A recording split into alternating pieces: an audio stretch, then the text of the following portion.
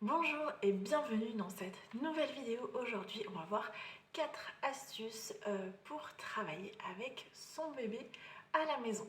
Donc ça, c'est pour toutes les mamans entrepreneurs qui travaillent à la maison et qui n'ont pas de mode de garde pour leur enfant, que ce soit par choix ou pas.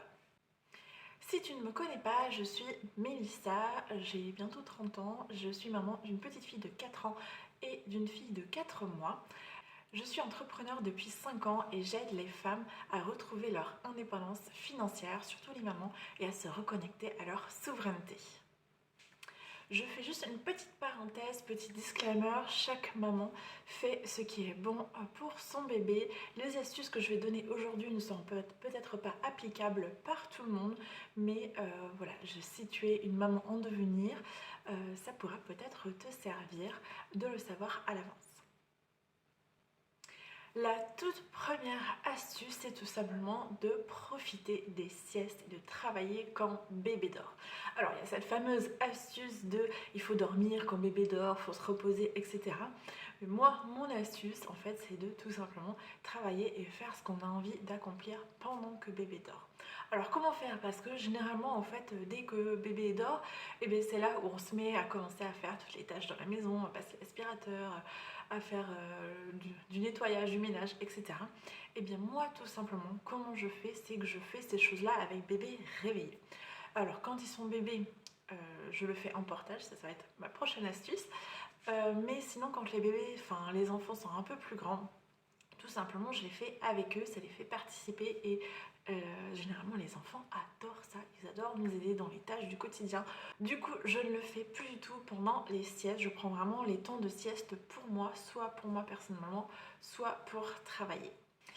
La deuxième astuce, c'est tout simplement le portage. Le portage, c'est la vie, mais vraiment dans tous les sens du terme. Là, voilà, attendez, vous n'allez pas la voir. Elle est en train de faire dodo.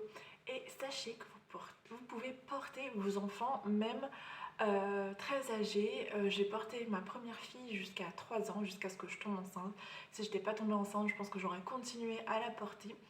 Et en fait, souvent, on me disait oui, mais pose-la pour dormir, ce sera plus simple, tu seras libre de pouvoir bouger et tout.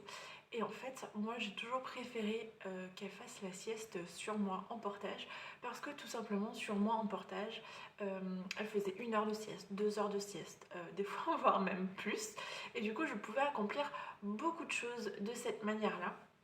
Alors que si je la pose en fait dans son lit ou quelque part, des fois au bout de 10 minutes, des fois au bout d'une demi-heure, elle va se réveiller. Moi j'ai pas un bébé en fait qui dort toute seule dans son lit. Donc voilà, ça a été très très très pratique parce que comme ça j'ai pu faire des rendez-vous, j'ai pu faire des vidéos, j'ai pu filmer des vidéos comme je fais là aujourd'hui. Il y en a pas mal sur ma chaîne où vous voyez tout simplement mon bébé avec moi. Donc c'était ma grande fille à l'époque. Et voilà, tout simplement, on peut accomplir plein de choses comme ça. Et c'est vraiment trop pratique. Donc je vous invite vraiment à vous renseigner là-dessus. Il n'est jamais trop tard, vous pouvez toujours tester, même si votre bébé a déjà quelques mois.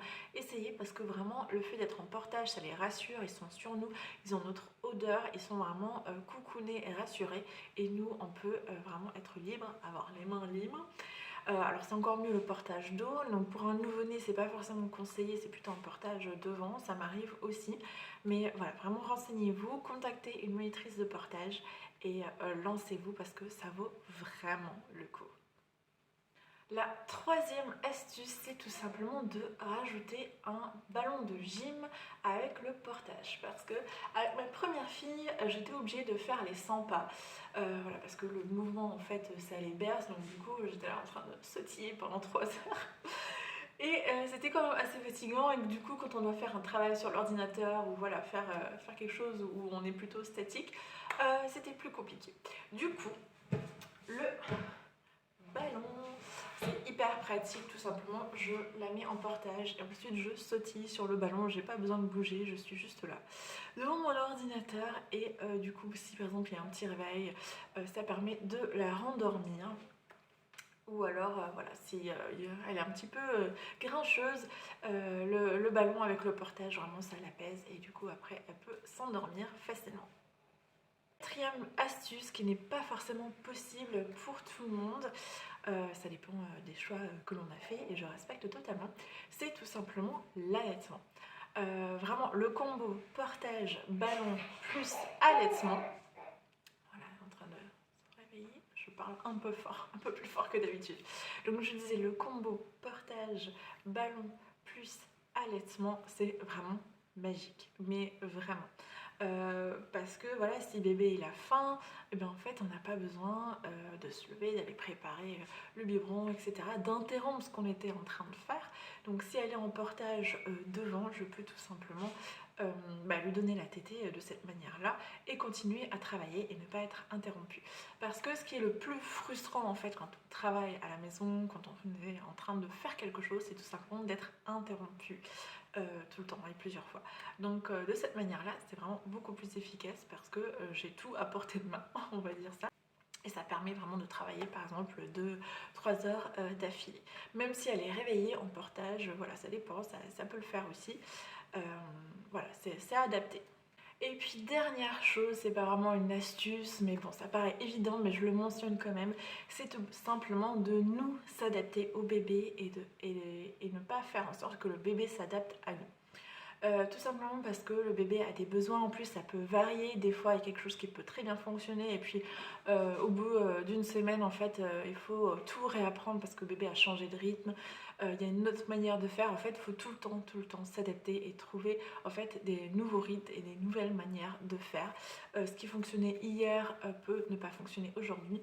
Donc voilà, c'est vraiment de s'adapter et de ne pas se mettre en colère ou d'être frustré par rapport à ça, de savoir que l'on pourra travailler en fait potentiellement à la prochaine sieste, mais c'est vrai que des fois cette sieste n'arrive pas forcément, on commence à s'agacer, etc.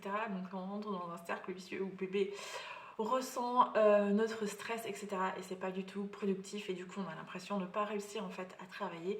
Mais voilà, vraiment en s'adaptant en fait à bébé et en lâchant prise dans les moments où on n'arrive pas à travailler, ça aide beaucoup parce que du coup on est beaucoup plus détendu et quand effectivement on a un créneau pour pouvoir travailler, et eh bien on se jette dessus, on ne fait pas autre chose, on se jette dessus pour pouvoir le faire et le reste viendra après. Après c'est toujours un choix de priorité. Moi par exemple je vais un peu moins prioriser en fait le rangement dans ma maison.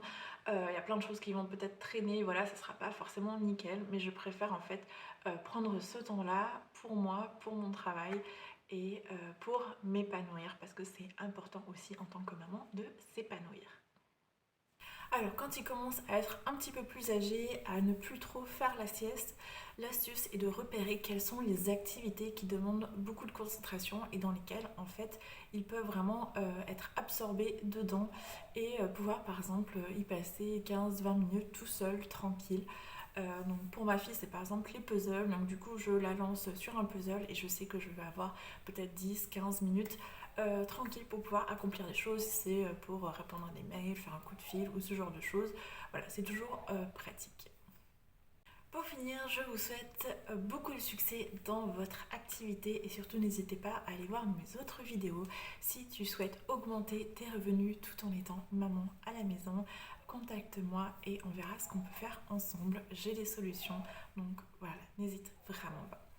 On se retrouve pour une prochaine vidéo dans 5 jours. Au revoir.